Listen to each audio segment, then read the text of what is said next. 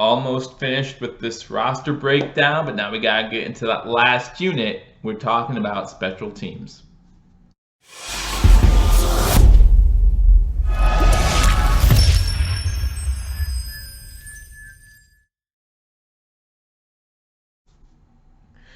Welcome to Believers Talk. My name is Joe, and welcome to another roster breakdown edition of Believers Talk, where we take the current 90-man Buffalo Bills roster and try to find out who those 53 men are going to be come August 31st on the active Buffalo Bills roster. Before we do that, however, I'll remind everyone that if you haven't hit that subscribe button, guys, remember, things are getting closer and closer to happening. We got training camp starting soon. Preseason starts August 1st, and then of course the regular season starts in September. So hit that subscribe button, like this video, and leave a comment. Let me know what you think about the special teams unit when it comes to the Buffalo Bills. That's who we're talking about in this episode. We're going to talk about the special teams. We're talking about kicking, punting, and our long snapper. We're going to start with the long snapper because, hey, there's only one on the roster, so we're pretty sure we know who is going to be. In fact, just in 2019, we did sign him to a contract extension. That is Reed Ferguson. He's a guy who's going to be our long snapper. And the good news about Reed Ferguson is he has played every game since being a Buffalo Bill. Played in all 16 games last season. You're talking about 142 special team snaps, making 3 tackles. When you think about a long snapper, and again, most people don't know much about their team's long snapper, and that's okay. But when you think about a long snapper and all a long snapper has to do on the punts, to be able to get down, and we hope that it's able to get down in coverage, right? We hope he's not making a tackle on a guy who's breaking free when he's the last line of defense. But in order to get down and make those tackles, that's tough to do. You got a hard enough job concentrating on getting the ball back to the punter or getting the ball back to the holder if you're making field goals, to be able to get up and move downfield and make those tackles. I know it's only 3 tackles, but to know that he was part of every snap and to know that he's trying every single play, that's good to hear. So we talk about durability with Reed Ferguson. We got it. He was an undrafted free agent by the Bills in 2016. This will be his 4th year. Talking about $850,000 towards the cap. Not much at all. And again, I know this guy is going to be on the 53-man roster, but if you want to talk about dead cap, he would count as $445,000 towards the dead cap. Again, 4th year, went to Louisiana State for college. And again, like I said, January 28th of this year, he just signed a 3-year extension to stay with the Buffalo Bills. So happy that he is staying here with the Bills. So we're done talking about him. We know he is going to make that 53-man roster, barring some sort of injury or something like that. Let's talk about the kicking and punting situations, guys. It's not as cut and dry as some might think. You look at the kicking situation, and listen, we all know who everyone thinks is going to be our kicker in 2019, right? That's Stephen Hauschka. But if you look at Stephen Hauschka, we'll talk about him a little bit, and it might not be as cut and dry as everyone thinks. Although I personally do think that Stephen Hauschka will be our kicker in 2019. I just don't think it's as crazy to think that he won't make this team as some are projecting. So Stephen Hauschka is due to make $3.25 million in 2019. 1.25 of that is dead cap money. If we want to save $2 million, here might be a place to do it. Again, I think Stephen Hauschka is going to make this team. Let me know what you think in the comment section below when I'm done talking about the kicking situation. Talking about 12 years experience, 34 years old. That's still plenty young enough if you are a kicker. We've seen we've seen Vinatieri, Vanderjagt, we've seen a bunch of them last until they're in their mid-40s at this point and still able to kick effectively. So 34, not exactly that old, obviously on the upper side of his career, but still able to get the job done. Went to North Carolina State for college. In 2018, he was 22 for 28, went 11 for 11 on field goals inside 40 yards, right? And that's awesome. When you're talking about a guy who can be automatic from inside 40 yards, you know, that's good to hear because those kicks should really be made. I mean, if you ask Baltimore's kicker, whose name I can't think of off the top of my head for some reason, who's automatic, you know, he'll say his job is to kick between the pipes, and that's what he does. Justin Tucker, of course. And that is what you want to see. You want to know that if a team's in the red zone, can't punch it in the end zone, you know you got 3 points. And that's awesome to see. We know that he struggled towards the end of the season, right? Last year, during the Jets game, the second Jets game, right before halftime, he comes on to kick a field goal, try to get some points on the board before the half. He gets hit from behind illegally, not called, and he tries to finish out that game. He does finish out that game. but seemed to affect him the rest of the season, right? Some of his kicks were accurate between 45 and 50 yards. I'll say they were accurate, and they were falling short. We're not used to seeing that from Stephen Hauschka. But we do have to mention 4 of his 6 missed field goals came in the final 4 games of that season, including that kick right at halftime when he gets hit. And then after the injury, he misses 3 more. But he still went 22 of 28 in 2018, so not that bad. He missed 1 extra point. With the year before that, he was perfect from extra points. So that's something else you got to take into consideration as well. Pretty accurate from extra point range, even though a lot of field goal kickers seem to struggle with that. That's not something we really have to worry about too much here with Stephen Hauschka. So like I said, I personally think going into 2019, Stephen Hauschka will be that guy. But if you look at the other guy, Chase McLaughlin, you're talking about someone who's cheaper, $495,000, no dead cap there. Rookie season, so we know we got a young guy, and we have someone who might be able to do well. He went 79 for 79 in extra points in his collegiate career, which we know that the collegiate extra point is still up, right? It's still not as far back as the NFL's, but still to go 79 of 79 is pretty good at any level, no matter where you're at. Went to Illinois, was 20 for 25 in field goals last season, so now at 80%. And that includes 4 for 5 from 50 plus. Okay, so you have to take that in consideration. He knows how to kick it from 50 plus yards. Stephen Hauschka, a guy who has the record or tied for the record for most consecutive 50 plus yarders made. You want a guy who, if you need to get maybe that long field goal right before halftime, 2-minute drill, you get into the long field goal range to tie it or to win it. You have that security blanket, someone who can nail a 50 plus yarder. That's something that's nice to have in your back pocket, right? So I do like Chase McLaughlin overall. I think he's a solid kicker. 44 for 59 in his career. Like I said, 20 for 25 last season. But Stephen Hauschka, it's his job to lose at this point, and I just don't see that happening. However, like I said, 4 of his 6 missed field goals came in the last 4 games last season. You do want to take a look at him this year in training camp. You do want to look at him during the practices, and you do want to look at him in the preseason. Make sure that injury is not lingering, right? I like Stephen Hauschka. I'm a huge fan of Stephen Hauschka,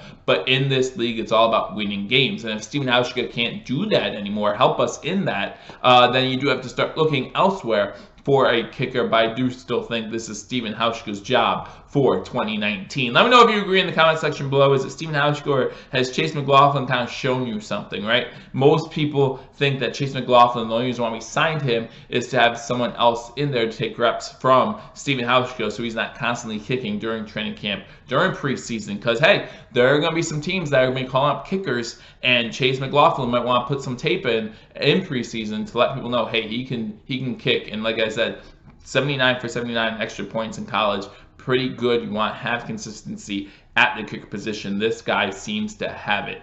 Then you go on to the punting position, and it's between the 2 Coreys, right? You got Corey Bajorges and Corey Carter. I think this is actually going to be a fun competition to watch this year. We all know Corey Bajorges was on the team last season. $570,000 due to him this year. No dead cap money. Second year from New Mexico.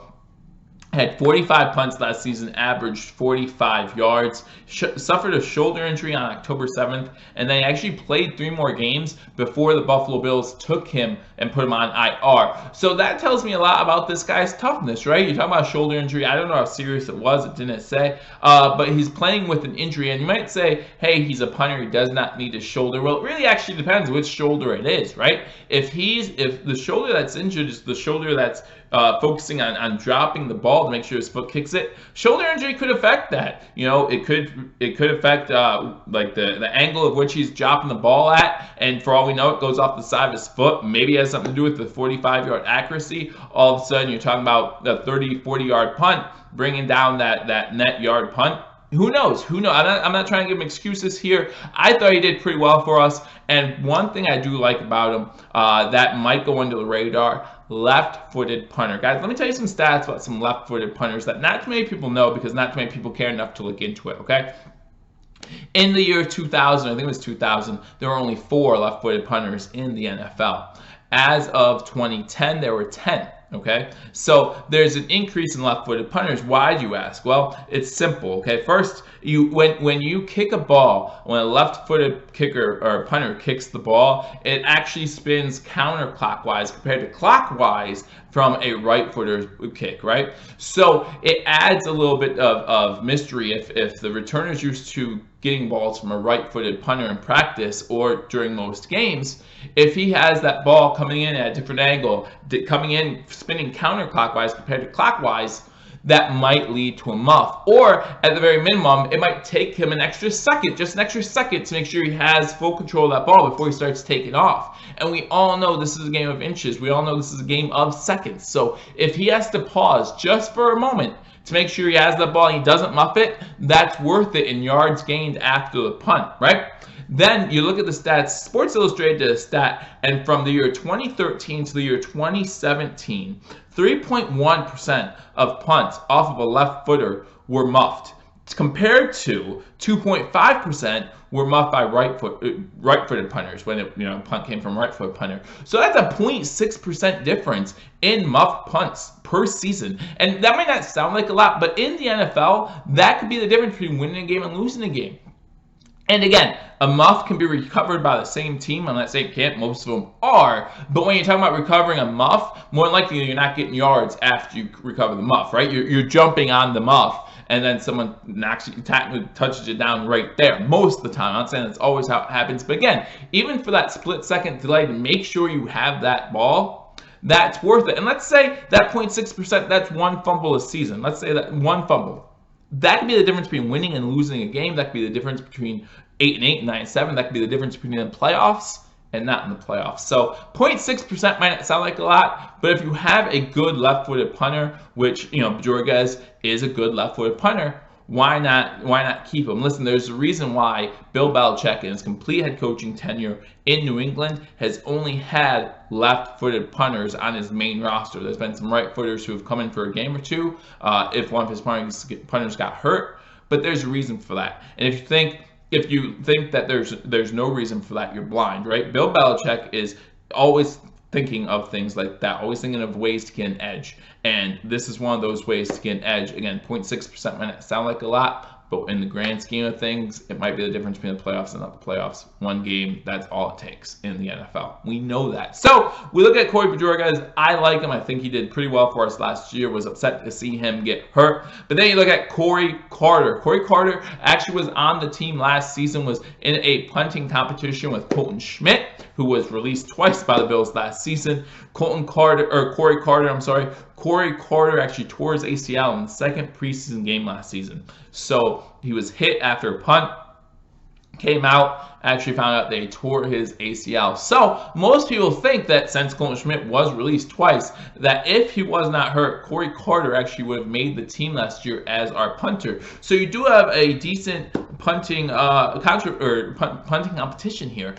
So Corey Carter, 496K towards dead cap space. 1,000 of that would count towards the dead cap. So 496 is what he's due if he makes the team. 1,000 of that is dead cap space. I'm not worried about that, nor should anyone else be. If he doesn't make the team, if he gets beat out, it's only $1,000. This is his third year. He signed a future contract with Houston in 2017, then was released in 2018. That's when the Bills picked him up, and obviously we showed interest. That's why we picked him up. And then, like I said, 2018 tore his ACL. And, he might have made the main roster, the 53-man roster, if he didn't tear his ACL. So I think we're going to have a good competition here this preseason and training camp with Corey Bajorges and with Corey Carter to see who makes it. Me personally, like I said, if you have two punters who are close, you might want to go with that left-footed punter. But again, that's only if they're close. There are plenty of other things that go into a good punter, right? A good punter needs to know situational punting. When do I want to get this inside the 20? When do I just want to boot the hell out of it? Maybe get a different angle on it. Maybe get a pooch punt type situation if needed in certain situations. So it's all about getting that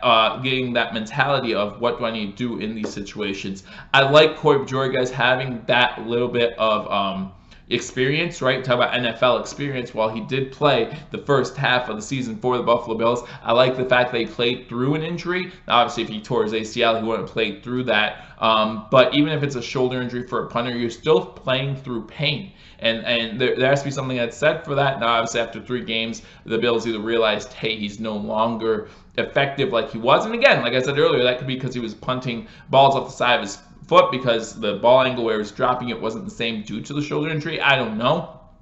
But I do like the fact they had some experience.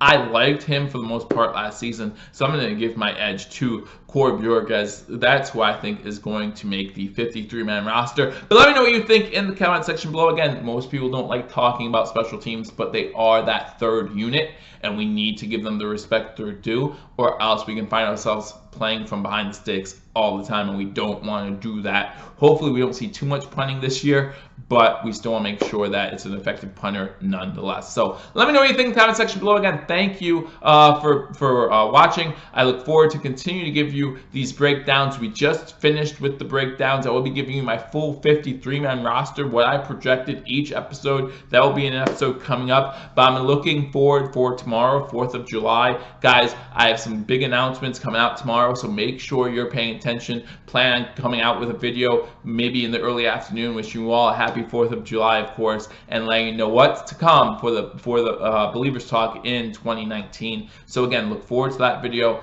and I'll talk to you all soon. Until I do, go Bills.